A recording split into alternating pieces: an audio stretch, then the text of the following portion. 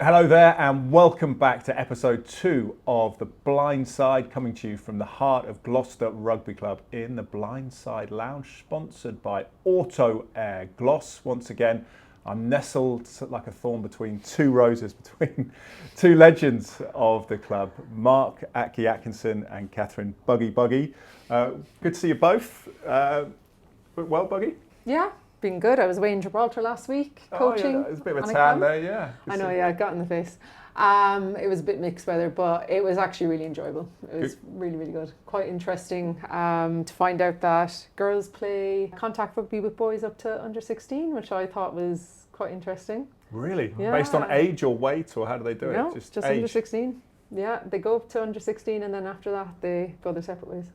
Wow. So there was one girl, Amber, tough as nails. Yeah? Yeah, 14, no problem.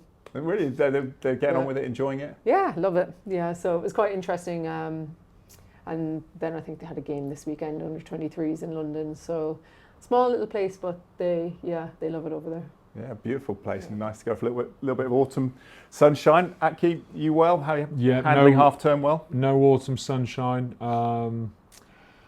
No, it's been good. It's been good. Not rugby wise, we will come on to it, but I've missed you. You like you've had some sun. You always like you've.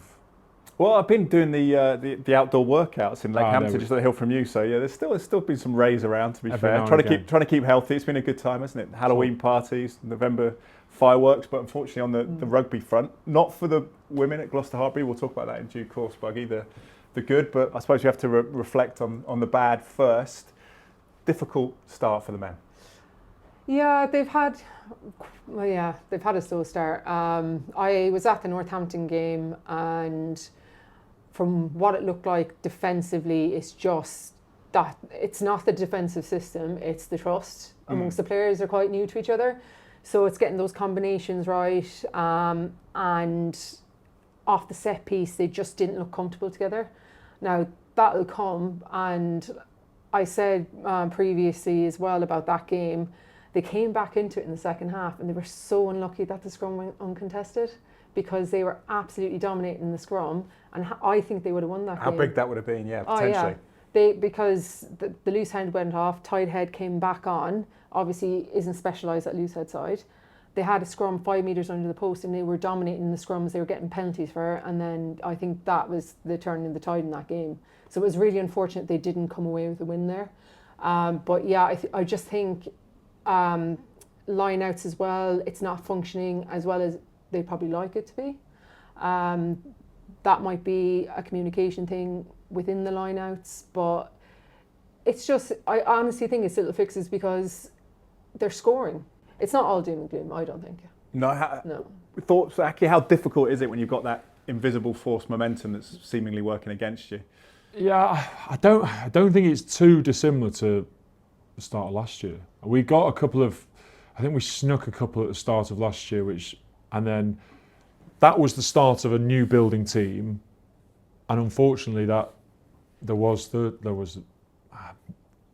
to 13 changes, something like that, in the off season, and you can tell. And then you come back in, and people will naturally point the fingers at players, coaches, etc. I'm sure that's what the social media hordes have been pointing towards. But Thomas comes back in late from Lions. Seb's been away with England. You've got basically a brand new back line. You've got a new back row. You've lost people to injury, but you've got essentially a new back row. I think it's a problem, but it fixed itself in the middle of last season, and all of a sudden everything tweaked. Middle of the season, we went on a bit of a run. I don't think in any way this is a bad team. I think it's just been a bit of a shame that there's not the time to get things sorted, and we've not had a bit of luck on our side. I think you need, when you're trying to scrape yourself out of things, you need something to go your way. We ran into Exeter down there. They had a brilliant day. I don't think we were necessarily bad down there. They had a really good day, and that's the sort of thing when you run up against the side at the moment that you need someone to not turn up, and unfortunately Exeter really turned up. Bristol was a little bit of a disappointing one for me because I think they also were suffering with injuries, so I think that being at home was probably the one for me where we could have turned the tide a little bit. But it's I'm not pointing the finger at injuries. I'm not pointing the finger at anyone in particular. I just think there's not been enough time in the saddle for the team that the coaches expected to be playing.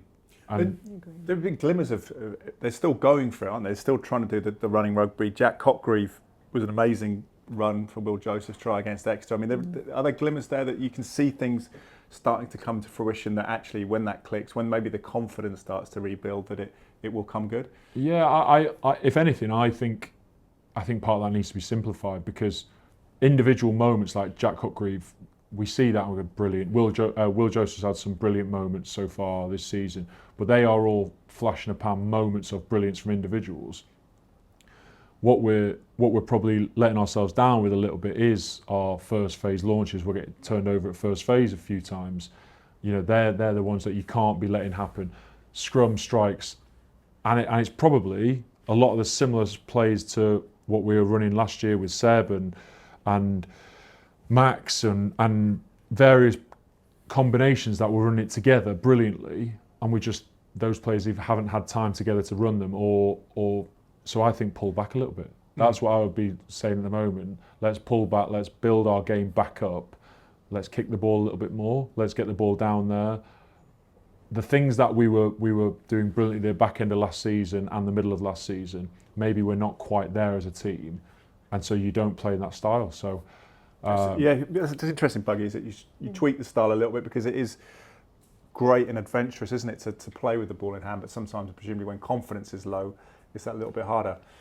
Yeah, like in any game, and you've probably been the same, when things aren't working, we have like a white 60, we just simplify it, we bring it back, so we go back to things we are confident in, plays we are confident in, instead of like, you know, just simplify it. Instead of trying to do big fancy plays, like we were probably guilty of that in the final against Saracens, that we played new plays and they weren't coming off because we hadn't actually tried and tested them as much or at all. But when we just went back to ones that we knew, it means you can execute them very well because you know them inside out. And sometimes that's what you need. You just need everyone to be on the same page and execute them. Yeah. What I say so I think that is perfectly right, but this team hasn't got any of those. No. This is a brand new team. So all the fans that are thinking of the team that finished fifth, this is a brand new team again. So if we can put some context to that, to say, well, okay, well, that team that finished fifth is no longer, unfortunately. This is a new team that we're going to have to give time to build those plays. They haven't got any of those plays that have worked previously because they've not run them together. So we just have to give them time in the saddle to try and come through. Coaches will find a different way to maybe simplify things, maybe do things in a slightly different way to what was working last year and build back towards that style. But I think it's just a little bit of time. Just be forged over the next month or so, the Prem Cup, the Prem, and then the Champions Cup. Yeah, December. I think so. I think it's cup runs are often a great way to get back in, get a bit of confidence. The weekend was brilliant. The young boys going up to Sale, that is a memory, that, because it makes me smile already. But not many people win at Sale. I think I won twice at Sale in the whole time. And it's windy, isn't it? And it's a tough place to go and play. That was two very evenly matched sides, and they obviously went up there with a point to prove from our young boys, and they've created a memory. That is one that will stick with them. I hope, I don't know what happened Sunday night, but I hope they all went out and celebrated it together and rolled in the early hours of Monday. That's what I want to hear, because I think that's what we need at the moment, that a little bit of positivity and a buzz around the place, that they've all got together and gone up there and fought hard. Let's talk positivity. Let's talk about Gloucester-Hart. How impressed have you been with the start? 2 wins from 2? Like, they had 2 weeks together and then they put a performance out like that against Sarries at Kingsholm. It was, yeah. Well, this is what we're saying about these girls have been playing together for the last 4 or 5 years. That has been our team for the last 4 years, and it shows because you're able to come away from 2 weeks. I mean, they haven't played together since March. They've had 2 weeks together, and that's the kind of performance they put out. New head coach as well. New head coach, but Dan Murphy's also been in the system, so he knows the system, he knows the girls. So, you know, from that point of view, like, yes, we had a change of calls and that, and we have changed things around that. but the girls know each other. They know their strengths, they know their weaknesses, you know, and that makes a huge difference. So I think from that side, like, it's scary to think that wasn't even a perfect performance for them, and neither was Exeter. We leaked a few tries at the end, but, you know, I think maybe we took our foot off the pedal a bit at the end of that game, and Exeter came back into it, but we were never uncomfortable. We were never worried about it, like, but now it's to keep excelling and make sure that we don't, get ahead of ourselves. And that's, to be honest, we won't when we have Zoe there. There's no way of that happening. Yeah. So it was there was some, like we said, the analysis was very good. Like Tat's intercept, they looked at that during the week, that they play quite flat. So that's what that came from, their homework. Singer's try, I don't know if you saw that, Emma Singer's try. Sensational, wasn't it? Yeah, kick through and follow up. Yeah, all round what they call a footballer in the old days, isn't she? Oh yeah. But this is the thing, she is so good at that, and she's such a strong fullback.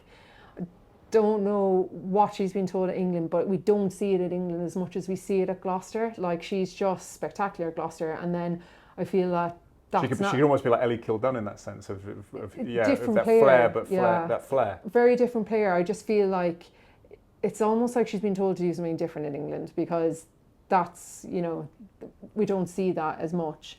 But she was so good at the weekend. And then one unspoken hero for me was Georgia Brock in the back row. She was everywhere, both sides of the ball. She played 80 minutes, and like, the last try, you'd swear, I think it was in maybe the 70th to 80 minute bracket.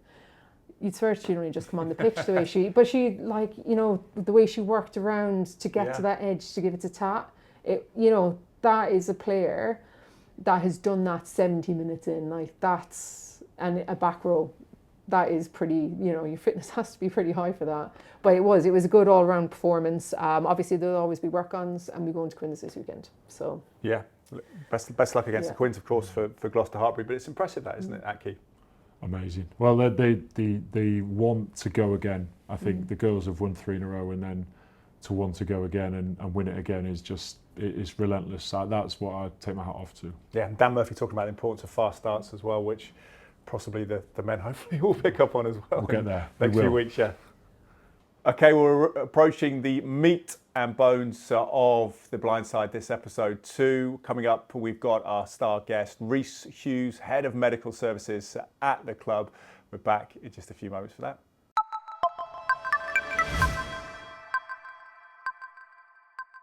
Okay, on the Blindside, let's bring in our big guest of this episode now. It is Rhys Hughes, Head of Medical Services at Gloucester Rugby. Rhys, good to see you. Welcome along. How are you? Thanks for having me. Yeah. This is nice, isn't it? Good to be here. Yeah, really nice. Lovely, isn't it?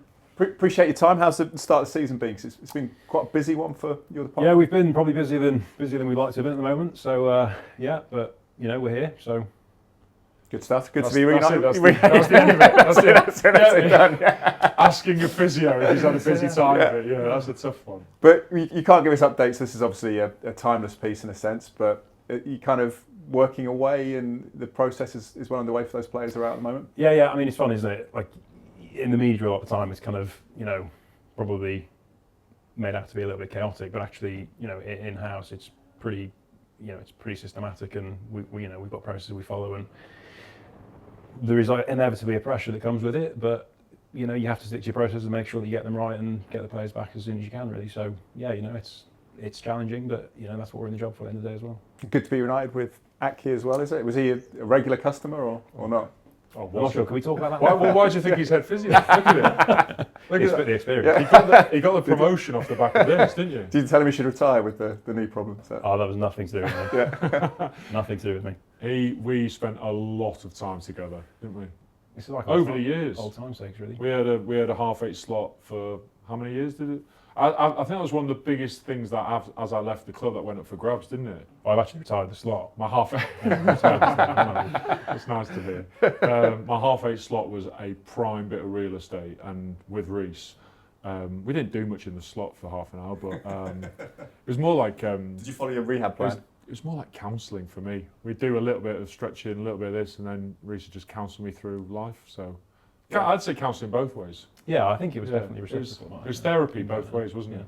So the counselling didn't include the heads up that it wasn't school start day this week for your daughter, but you took her anyway. No, yeah, there's an inset day. Thank you for if anyone wants to. What was the story then, Mark? If anyone wants to learn, I did go to school yesterday with a fully dressed. Apparently, it happens to everybody once in their parenting. Apparently, it happens once in their parenting life to everybody. But I was the only one outside the school gates with a 4-year-old who's really excited to see her friends again after a long week for her, a longer week for us. So thankfully this morning, back in, everyone was there at the school gates. So It's good. What did you do instead then? All's well that ends well. How did you? I swung around to my brother-in-law's and he took her to Jumpy Land. So it was an interesting one. Yeah, it wasn't a proud parenting moment. Well, you live and learn, don't you? That's the thing. He mentions counselling in jest there, but how much is the psychological aspect on your mind? I know you're a trained physiotherapist, but when you're working with particularly long-term injured players? Oh, it's huge, and I think that's probably the biggest thing, particularly long-term injuries. You know, your ACL cases, your ankle syndesmosis, your operations. It's probably one of the biggest things that is, you know, underestimated. I think there's a huge amount that can be done there, and we see the guys all the time. You know, you might be spending 2, 3, 4 hours a day with some people, so the more that you can, you know, affect that and help them is only going to translate when they're actually back on the pitch and playing, really. So yeah, it's a big part of what we do. Yeah. Reece will be modest about this, but all the long cases, the time and effort that goes into like trying to make it bearable, basically, because you are out for a year doing what you want to be doing, wanting to impact something that you're there getting paid for, not able to do. So things like my journey through injury with him, you know, he made a documentary series. Was it called the ACL or nothing? Actually, Yeah, it was. Well, it turned out to be nothing. But yeah, it was nothing by the end. But it was like All or bust. the All or Nothing series. The All or Nothing series on Prime. Is it on Prime? Basic, and then he called it the ACL or Nothing. I just went in one day for it to be presented to me, and then the whole 9 months or whatever it was supposed to be was mapped out and how it looked, and there's break weeks that you're forced into going on holiday. There's just so much thought put into it behind it that people wouldn't see. They just expect to go rehab, do this, rehab. So it's very, very special what they do for the long-term players. Yeah, absolutely. Buggy, what's your experience been of injuries and Yeah, Reece? well, I've had a number of them. ACL wise, like it's the setbacks when we have those setbacks that they're there to step in and, you know, make sure that you're okay. And especially when you work, so you talk about like that's your job, you get paid, but when you're working and then trying to do your rehab and that, there's some weeks where you just go in and you're absolutely shattered, and they're like, right, you just need to actually take a break. This is probably the best thing for you is take that night off, and actually we'll get back to it next week. And that sometimes is the best recovery you can have, because if you're trying to keep pushing and burn the candle at both ends, actually that's where you get the setbacks, where you get the little niggles, especially with like ACLs, you get your hamstring. That's one of the big ones for me anyway, became an issue, was my hamstring, not my knee. My knee was fine again, but it's, you know, just part and parcel. So trying to, you know, make sure that you are fully recovered to go on to the next session and give it your best is a big thing. I think that's it, isn't it? We you know, I think everyone expects the process to be really smooth and it's 0 to 100 and there's no problems, but you know, that very, very rarely happens in some capacity, whether it's, you know, something in the injury or something in your, you know, life outside rugby or something else that perhaps happens around, you know, bits and pieces with contracts, other clubs, etc. There's so many bits that boil into this, and we've got to try and just keep the status quo along the way and make sure that, you know, again, to my point before, we don't deviate from processes and we actually make sure that we give that person the right care and attention so that, you know, they've got the best possible chance of getting out there. Yes, quickly, but also, you know, robustly in the sense that they don't actually get injured again as they go back in there, you know. And Buggy, how anxious is the mindset as a female rugby player, female sports person around the ACL? Because it's a dreaded topic, isn't it? It's quite prevalent at the moment. You see it in football and rugby. It seems to be the same injury over and over. The ACL club's getting too big. We don't want any more in the club. Like, we want to cut off the membership. Not allowed. But it does seem to be, we were speaking about it off air, like how the game has just gone from 0 to 100, and that professionalism has changed, so the load has changed. So is that having an effect? Also talked about the boots. Boots are mainly designed for men. So is it that we are looking now into female boots that fit the female foot? So there's companies like IDA Sports now that are doing that. Some of the girls tested these out during the Rugby World Cup. Nike do some, Adidas. More women are participating in sports, and at the professional level, they now see a market for it. So that's always a plus. So it's more beneficial for us. Well, that's good. Hopefully get those bespoke boots. Reece, what's your take on the ACL issue generally, but then within women's sport as well? Yeah, I mean, you always probably carry every 2 or 3 years. There's kind of you can go through a phase where you have 2 or 3 at the same time, and you don't have any for a long period of time. Touch wood. But I think there's definitely some bits around women's sport, and ACL incidences seem to be a lot higher than they are in men's, and I think there's obviously a few probably reasons to that. Research needs to be done, and it is being done, but whether that's the kind of anatomical makeup of hip width, Q angles at knees, and whether there's anything to be said for some of the boots and the insoles and kind of foot position might be another course of that as well. So it's definitely something that needs to be looked at in women's sport for definite. Just come back to talking about the physios. The physio room is a special place, and that's where it's like the heartbeat of the club, and that's what I think. Injured players, fit players, everybody wants a piece of the physio room, which I do think is probably one of the hardest things for professionalism, because they're being counsellors, physios, essentially a go between the coach and the players, but then also listening to. It's the hub of excitement, isn't it? It is a hard place to work because it's. You're right, it is, and I think the good thing about that is it keeps everyone's energy levels high through the building. There's a place to probably be serious in terms of meetings, training sessions, etc. And there will be in the physio room at times as well, but it's trying to keep those energy levels high. How do you do that? It breeds work rate, right? So if you can keep people's moods good. What were the mood boosters that you employ? Gossip. You love gossip. You're going to hear it's getting all the stories from the weekend. A dodgy story that you shouldn't hear. It's going to be the physio. Yeah, there's always. I think as a coach, and there'll be a lot of coaches out there that say the same thing. If you want to find something out, you go to one of the medics because it's happened in the physio room and you've heard about it. If that makes sense. So everything comes out in the physio room. Music on there, is there at Keys? I think there's a trust element to the physio room as well, and that is a hard balance for physios, as in.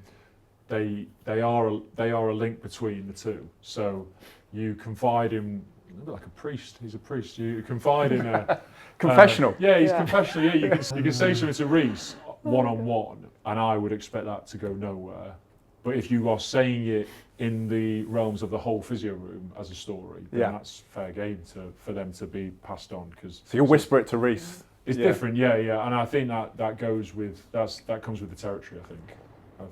I don't know if Reece passes it on. He probably does know him, but I was going to say there's a few stories I can probably tell you after this. Yeah. So social media accounts, especially dedicated to you, I think, at Key. But I suppose that is interesting that side of it, because it's a serious topic, isn't it? Because your body is your means of income. Yeah, 100%. And I think to reiterate to that point as well, there's obviously medical confidentiality and those things that doesn't go anywhere else. But the actual energy and the buzz around the club, that's something that, well, like Mark says, the stories are. There's something in there every time you walk into the physio room. There's something new going on. If that makes sense. It's like a barber shop. It is a little bit like that, I guess. Yeah. It's an amazing ability to guide, particularly a youngster, through one of their life's problems. But you can do it as like a 10-person audience at the same time. So it's a coaching course you're offering the younger players. You can offer some guidance to younger players. Often it wouldn't be the most accurate guidance, and it'd be sort of just for our own enjoyment, really. But you could manipulate a youngster in there with them thinking that it was their best wishes. But I loved it. That's one of the areas I missed the most. Yeah. Reece, what was any medical myths that we should put to bed for rugby? I know you worked at football before. Yeah. There's a lot out there. Things that I can just draw upon now are the whole thing around ice compression. What does ice do? And everyone's like, I need to stop the blood flow to my knee, and I need to ice it. Well, actually, ice isn't for that. Ice is actually to promote the inflammation process. If you ice your knee, you're actually bringing blood to the area. So it's not actually around trying to stop the blood yellow now. It's actually unique to ice to make sure you spike an inflammation But process. it is a good thing if people listening to this have injured themselves. And It's a good thing for things like pain. Really good for that, and anything acutely. Yeah, definitely. Let's talk a little bit about the 7-4-5 game then, Reece. And you put a video out this week with Ed Slater, who obviously is part of the triumvirate. There's supports with Doddy Weir and Rob Burrow. This is the hybrid game. But it's a really interesting video. I recommend people watching it, because what was key with your treatment with Ed was actually moving his body through just traditional movements, but that actually does help his body and brain stay connected. Yeah, it's funny. I text Ed every week about going around there. He also says yes, and I think maybe it's more for me than it is for him these days. But yeah, I mean, there's lots that can be done for M&D patients, whether they're kind of early after their diagnosis or even in the stages they go through it. So we're just trying to help Ed there in any way that we can, really, and keeping joints moving, muscles long. Aki, you looking forward to the game? You're looking good, Nick. Are you ready? Looking good, yeah. Am I looking forward to it? I'm looking forward to everything that comes with it. Well, afterwards, you mean, the bar. I think it'll be very, very special. I didn't think I'd get it, but last year I coached it and I was still on the touchline. There was a moment where I was like, I could do this. I could play. And Hibbs was coaching as well, and he was stood with me at half-time. He put kit on. And so that's how much of a feeling. It was a special occasion, wasn't it? Obviously Reece was there doing it as well, and it was just the type of thing you wanted to be involved in. So, for Hibbs, he's not touched the ball since he finished playing, and for him to sort of go, actually get me some kit at half-time, I want to go on. So I'm feeling very excited by it. We live near each other and often go down to Burrows Field. I haven't seen you down there doing any shuttles recently, but I don't know. Is that coming? I'm going for one session tonight. I think that'll be enough. I mean, the rugby league lads just don't stop. Honestly, it's just ridiculous. I did the Saturday session last year with them just as a bit of played some touch, and I remember doing these leg swings with Ryan Atkins. I've said this a couple of times, and like hands on shoulder, swinging legs through, like traditional physio stuff, hamstring warm up. Is that right, Reece? Yeah, classic. Yeah. Put my hand in his shoulder. I was like, oh God, when do you retire? When do you retire? And he's like, about 5 years ago, me. And I was like, when do you retire? I was like, 8 months ago. I was like, there's nothing left here, but that was good though, wasn't it? Like those league boys turned up last year and they were so fit. Were they? They just looked like just a team. animals, yeah. It's amazing, isn't it? The Just- cardio of just non-stop. Just everything. Well, a lot of them work in the game still, so a lot of them Yeah. clearly still do a lot of training, and I think if you are on field coaching boys, a lot of time you see like there's a sharpness to it because you're constantly running with them and play a bit. You always have to get involved. I think being in there on the pitch helps them. Have you ever played league? This is a hybrid game, isn't it? So it's a mix of both on Sunday. Never did league, but when I was over in New Zealand, I was like the first aid. It wasn't physio. I was first aid for one of the local teams. Reece's Yeah, just bucket and sponge. probably isn't too much different to that. That was when it was a bit looser back then. So but like they are hard as nails. I remember one lad, literally his shoulder popped out like twice already. I was like, mate, you can't keep playing, and he was like, I'll be fine. Boom, just tape it up. I was like, I'm not taping it for you. He's like, fine, give it to me, and just taped it up himself. I was like they are different gravy. They're very strange. Have you been practicing remember rolling that. the ball back with your moulded studs on? He hasn't actually practiced yet. Not for a while. I'm not planning on getting All right on the tackled. night. I'm not going to have to do a play the ball. I'm not planning. How long are you due to play, Mark? Oh, we'll see. It's just up to you, that. No. You've got to have a ballpark for that, surely. We'll see. Well, it depends what Ed says, doesn't it? He's in charge. Yeah, Ed. Yeah. 60 minutes is Yeah. So Aki, is it roll back or is there going to be a ruck? No, there's no ruck. No ruck. Okay. No, I mean, we did say after last year, we feel like when Ed and Rob were obviously discussing rules and putting rules in place, feel like Union lads have maybe been shafted a little bit on some of the rules because it feels more rugby league than Union, but it has to be because the rugby union ruck. I mean, we don't know what's going on, so we can't. Neither do referees, so you can't coach. You can't try and coach that to the league lads. But there was this moment of like, oh, we're just playing essentially part rugby league against brilliant rugby league players. And no line-outs? Yeah, there is line-outs, yeah, so that was good fun. Scrums, I think I wouldn't be surprised if a few of the players playing this year give them a little nudge. I could imagine Marla winding the shed up by giving. Is he fresh from the Traitors? Apparently he's doing very well in the Traitors Very TV well. show. Have you watched it? No, Yeah. I haven't actually Yeah, seen it's a huge amount been of it. very good. Finals on Friday. He has been very good. So the finals on Friday. He comes So, to sorry, King's Home Thursday. Thursday. yeah. So he has 3 days to recover for Well, King's Home. Yeah, I mean, it's not presume it was live. recorded. Oh, it's not. Oh, in, good point. Yeah, in the summer. the magic's gone. Yeah, sorry to ruin the illusion for anyone at home. And Teddy. Yeah. He's got it though. He knows who they are. I brilliant, won't say isn't it he? because of spoilers, but he does know who they are. It's whether he sticks to his guns now. So okay. my wife was Well, saying this he's been though, very he's known entertaining. all the way through this, doesn't he? Pretty much. He was on to one the whole time.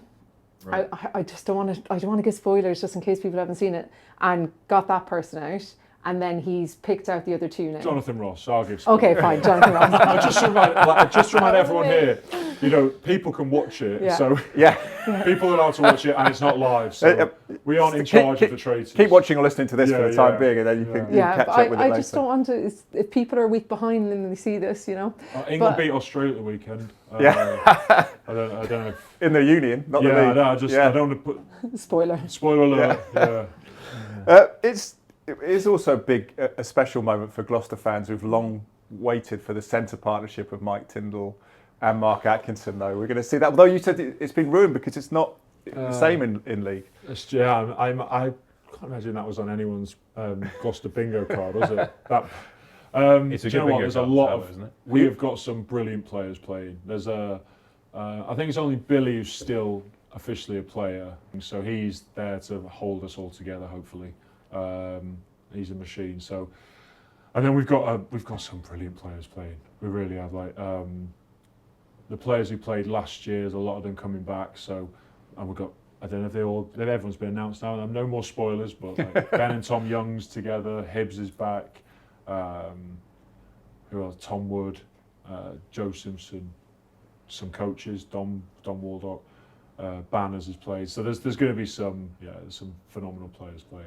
It's a real mix, isn't it? Because Ben Young's a couple of months retired. It's going to be a whole kind of spectrum of people at different stages of fitness for you to deal with. It will be that, and I think that's probably what we saw last year. Was people were entering it like some were just retired, some had actually been retired for a long time. So it's you kind of get everyone down and. But looking at them, it looks like he's been retired for longer. Lenny's had a good few months, so I think he's probably one to worry about. I think the others will be fine. Yeah. It was definitely an interesting mix last year. You don't really know until they're out there either, do you? So the time they're on the pitch probably varied quite a lot last year, depending on You could see people like where people were at. Tom Wood, things like you were like, just stay on there. Yeah. Like, some boys are just some are machines. Just stay out there, keep going. Billy didn't come off at all last year. Tom Wood come off, did he? Some of these boys just let them go, and then there's other boys who needed. Paddy McAllister after one carry needed to come off, didn't he? So it'll be good to see some of those boys. Will you be lying on the back with your leg up after a few minutes, getting the Well, cramp stretch? That's how it used to be when he used to play. So I can't imagine too much has changed. I might be better now. I might be maybe more durable. Maybe. That's what you needed to do, not prepare. Yeah. Perhaps there's a contract for you somewhere. Don't. I'll say something I shouldn't say. What? How important is this though? Do you think for the sport? Because you're doing research at the moment, or combining with Oxford University into concussion. How important is that we're giving back to motor neuron disease research with Doddy Weir, with Rob Burrow, with Ed Slater, and of course we've had the news of Lewis Moody recently as well. Yeah, and I think first of all, it's the support piece, isn't it? And this game is huge for in creating more and more awareness, but also support for people suffering with MND. Away from that, as a club, we're doing some research around kind of head impact events and what they do to the body in the first kind of couple of hours post game, really. So that's quite innovative. It's a world first in terms of a study that we're doing with Gloucester-Hart and the Gloucester men. So I'll be really interested to see where this study goes for the season, because we're essentially MRI scanning people's brains, as soon as the final whistle goes, and seeing what physiology, if any, changes at that point, really. I just think it's quite interesting how far it's come in the last 5 years. So now we've gone from the mouth guard now that actually flashes, so you can see straight away. Obviously the MRI, we have a Hawkeye, there's a doctor on the screen and they're able to take them off. and it's not just recognise and remove. So I think how it's come along has been amazing, how quick it has as well, and hopefully this study will show something. And I think the other one was saliva testing. Even they've been looking into the enzymes and how that can, if there's a change in enzymes when there's a concussion.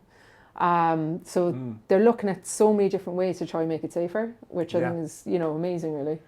I think that's it, isn't it? Yeah. The game has come on so much in 10 years, and it's safer now than it ever has been. And you've got probably 100 professionals working at club level up and down the country, just in union, that are looking at the best way of managing these things and what we can do more for players. And I think that the research and everything that's going on is probably one of the most progressive sports in concussion research in the world.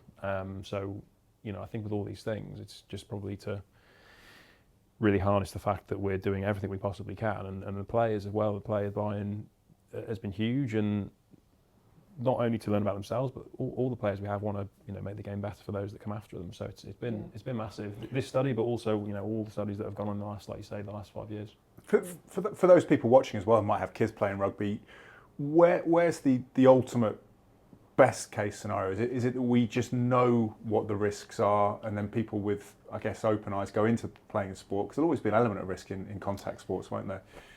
And that's it, isn't it? There's a risk in everything that we do day to day, let alone just contact sports. But that's where you've got to put faith and trust in the process. The people that are behind the scenes working tirelessly to try and get answers to these things. And we have now the gum shields is a great example of making the game safe, and we're actually looking now at head impacts where players potentially don't have symptoms. We know that they've had a really big contact, and we need to maybe look at them in a little bit more detail. I suppose a good thing on that is also education. So obviously education on scrum caps, for example. I still hear, scrum caps reduce your concussion, but it's that education around, well, they don't. This is what they're designed for, but it does give parents kind of like a safety of, for their kids. And also I suppose it's education around the coaching side of things about actual technique. So better technique equals less likely to get a concussion.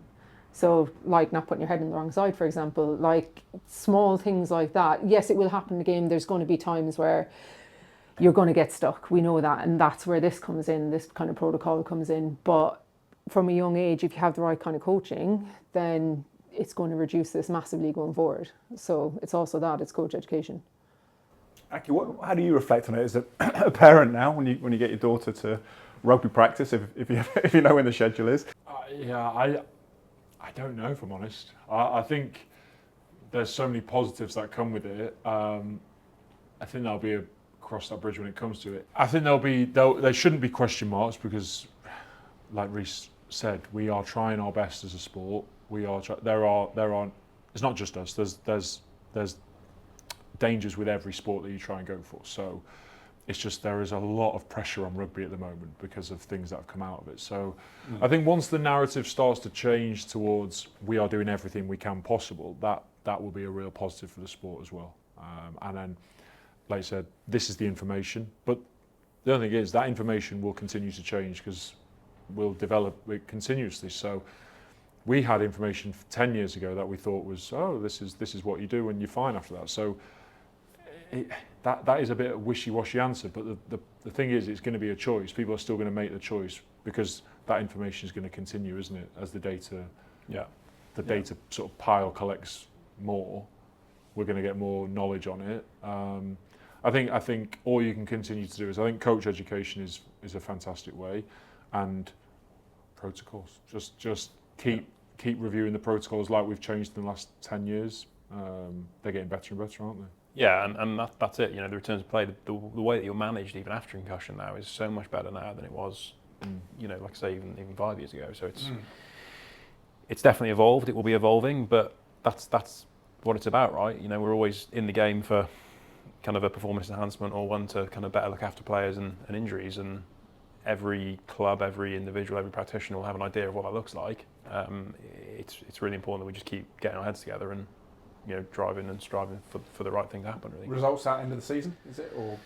It'll probably take a little bit longer than the end of the season. We're going to collect the data for this season, and then it'll take probably another 6 to 12 months, I would imagine, to kind of analyse that and get some results done. But that's something that we can definitely look to update once that happens. Really.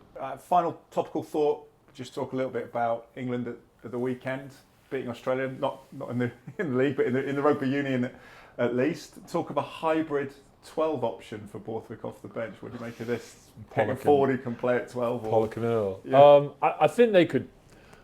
I think they could do a job. I think they're both brilliant athletes. I reckon, in particular, I think Pollock could probably cover.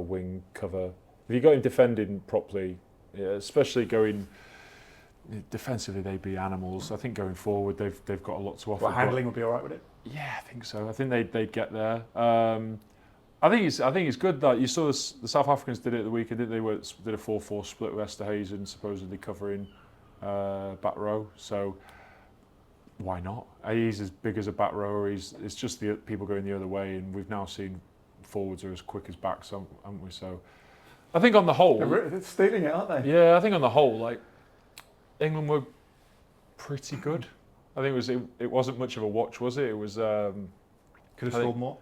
Yeah, probably should have scored more. I think we got the Aussies the worst they'll be as well, with missing 4 or 5 big players. So I don't know if I'd have wanted the Aussies with 4 or 5 more, because probably the power they lacked up front, they could have added Hooper and Skelton, a few others. So I think it's a good tick box for England, that. Yeah. I think that's a solid one to get off the mark. But Borthwick's growing into it, you think, with different coaches, different. He's had a few change arounds.